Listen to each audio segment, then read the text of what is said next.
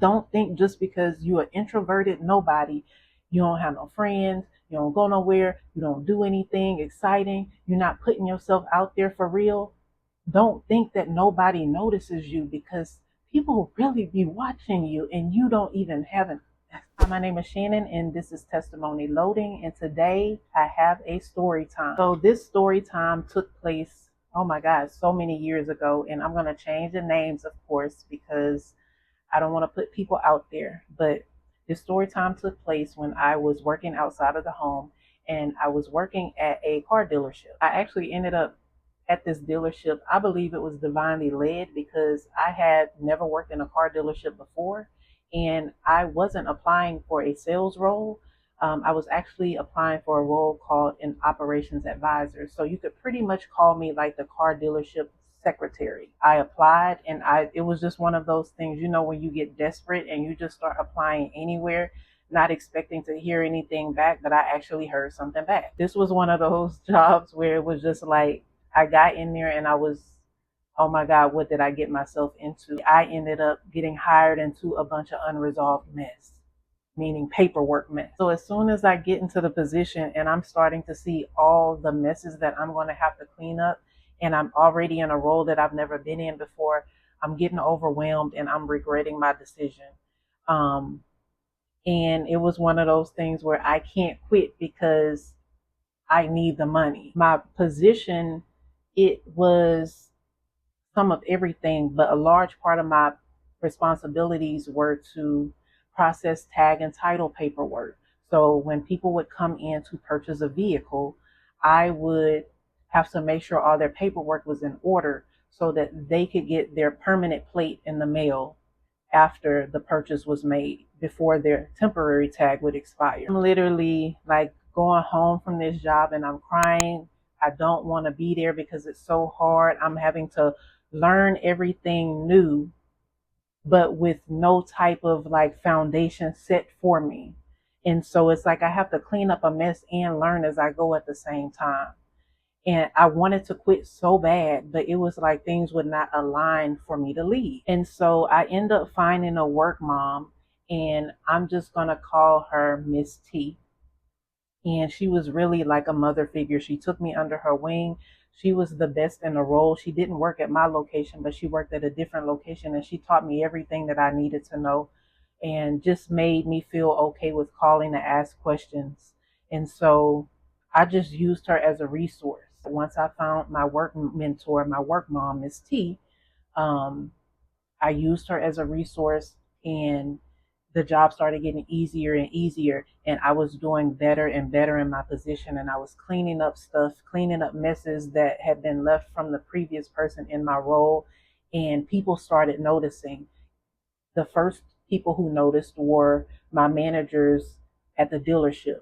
And then this is where your name is being spoken in rooms that you haven't stepped in before comes into play. Now we've gotten to the point I've mastered my position, and at this point, like, I'm the tag and title expert on top of the operational advisor of my dealership. I'm like managing my role, like I'm running errands, I'm filling supplies up. It was nothing that went needed in that place that wasn't already supplied before somebody even thought to ask about it. So I'm like really at the pinnacle of my position, and I'm feeling really good now. Okay, and now I don't want to leave. One day there was a man, and I'm going to call him Mr. J. So Mr. J comes to our dealership. I've never met him before in life, but we had a third party company that we would mail our title work off to, and they would process a lot of things on that end, and it would keep us as operational advisors from having to go to the DMV every single day. So we would mail it off to a third party. They would be a second set of eyes on the paperwork, and then they would take it to the DMV. The only time we had to go into the DMV is if it's something that was returned back to them. Mr. J comes, and I've never met this man before, and he walks straight up to me. Random day at work, I'm sitting behind the front desk, and he's like, "Oh, let me guess, you're Shannon." And I'm like, "Yeah, I'm Shannon." Like, He was like, I'm sorry, you probably don't know me, but I had to make a drive down here just to see who the new OA was. We get your paperwork all the time, and when I tell you, you have like the most efficient process ever. Like when we get your paperwork in the mail, we know that there aren't going to be any issues that we resolve. We pretty much just package your stuff up and it's ready to go to the DMV. So I'm sitting there, I'm like, okay, like I'm in shock, first of all, because remember, I told you, I just go to work and I go home. I do my job to the best of my ability. This man don't even know 2 months prior to me meeting him, I wanted to quit altogether because I was so overwhelmed and it was so much of a mess at that dealership. And so when he walked in and introduced himself, he came straight to me like he knew me, even though I didn't know him. I was like, okay, but it don't end there, y'all. I promise you, in every story time I do, my life, just at this point, my whole life is a plot twist. Like everything is a plot twist. The plot twist is that this man would call me to come and work for him after I no longer work for the company. But let me backtrack. So we met.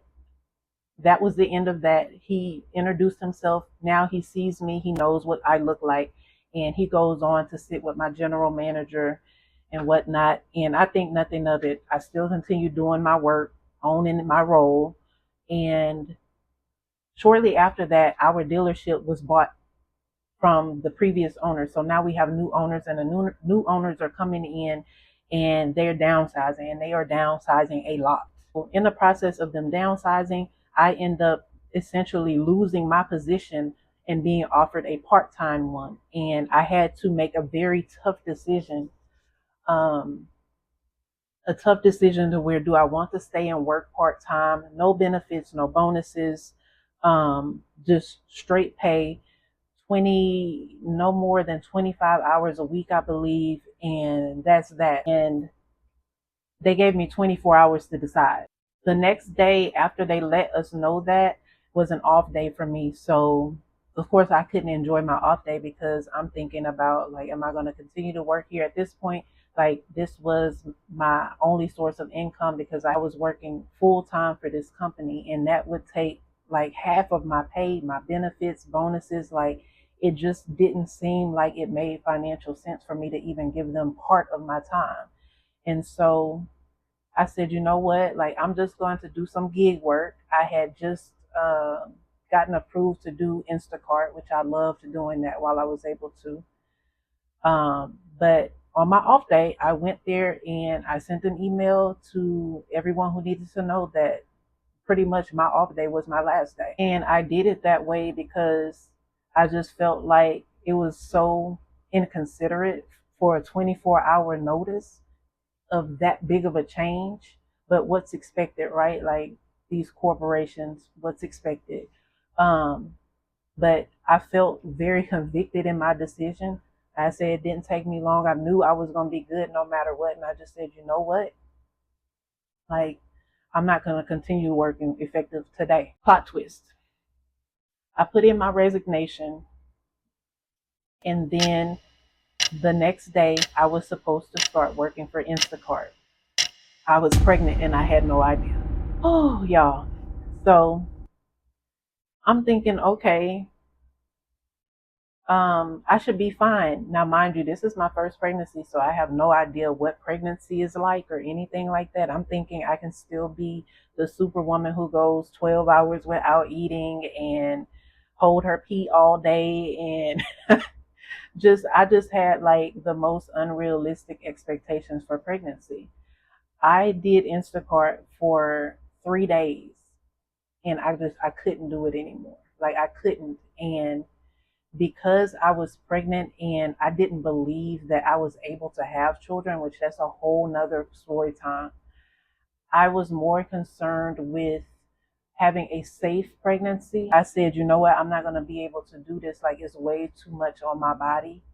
And it was the middle of summer. So I sat down. I stopped doing Instacart and I started looking for more remote, like work from home type jobs. And yeah, I just had to sit down. And This is where your name is being spoken in rooms that you haven't been in comes into play, like in real life, y'all. I'm sitting at home one day and my phone rings. It's a number I don't recognize, but it's a local number. And so I'm like, let me just answer it. And so I answer the phone and it's Mr. J. Remember, I only met Mr. J one time, just once. And he says, "Hey, it's Jay. And I really hope you don't mind that I got your phone number from Miss T. That's my work mom, y'all. And she gave me a number because as soon as you resigned, like everybody was talking about how you were gone and how you didn't work there anymore and how they got rid of your position and stuff. And he was just like, I just wanted to see if you were working anywhere else because I could really use you on my team. do y'all really need to hear any more? Like, do you really need to hear any more? I think you get the point right now. I don't think any more needs to be said, but I will finish the story up. Yes, I did end up going to work for Mr. J for my entire pregnancy. That was my income while I was pregnant. That was my sit down, stay off of your feet and stay out of the heat job. Like all because I showed up in the position where I was and I owned it and I stewarded it well. Y'all gonna get tired of hearing me say the word steward. That's my favorite word. Steward is my favorite word because it's so real.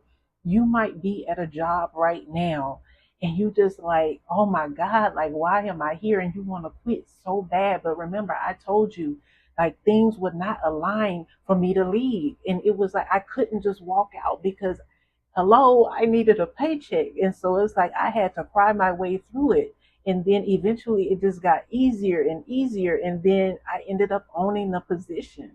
So if you are going to a job I, and things are just not aligning for you to leave, like instead of trying to plan an exit, ask God, like, why are you there? That might be the setup for your next, and you don't even know it.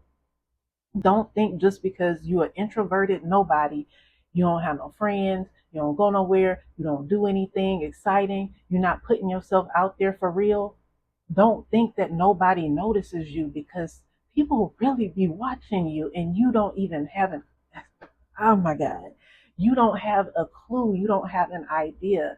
Instead of going to that job and wasting them people time and yours too by half doing stuff, giving them lazy work and partial effort, no, go in there and do your big one. Because notice, I'm sitting here thinking that nobody know me. And when I hit that send button on the company computer, everybody knew who I was. Everybody remembered me. And in that remembrance, it was a blessing that I was showing up doing my job to the best of my ability every day because I don't know what work I would have ended up doing while I was pregnant. So, y'all, that is the story time. And it just, oh my God, it just lights me up because I just remember that time. And some of y'all just need to remember the last time God did something for you. Like, really, y'all really need to remember the last time He did it. Like, oh, you are not stuck. A lot of people are wondering why, like, you still stuck in a place, why you still stuck in that job, whatever it is. And it has a lot to do with how you show up and do the work. Like, how are you stored in a position you already have? If you go into the job and you giving everybody attitude, customer service is trash, and you're wondering why you getting rejection emails and ain't nobody ringing your phone, you're not even in alignment. I digress. I'm not going to even go down that rabbit hole. Those who get it, get it. If you're not happy with where you are, you need to ask, why am I here? Because nothing is an accident. If you're still in a place, you're either there while something else is being lined up for you, or you're there because you haven't got a lesson that you need to get to be moved. I hope this story time encouraged you. If it came across your algorithm, I don't believe it was on an accident. And yeah, people really are talking about you. People really are watching you. and you have no idea at the time. You just thinking you a nobody, and it's somebody who sees something in you.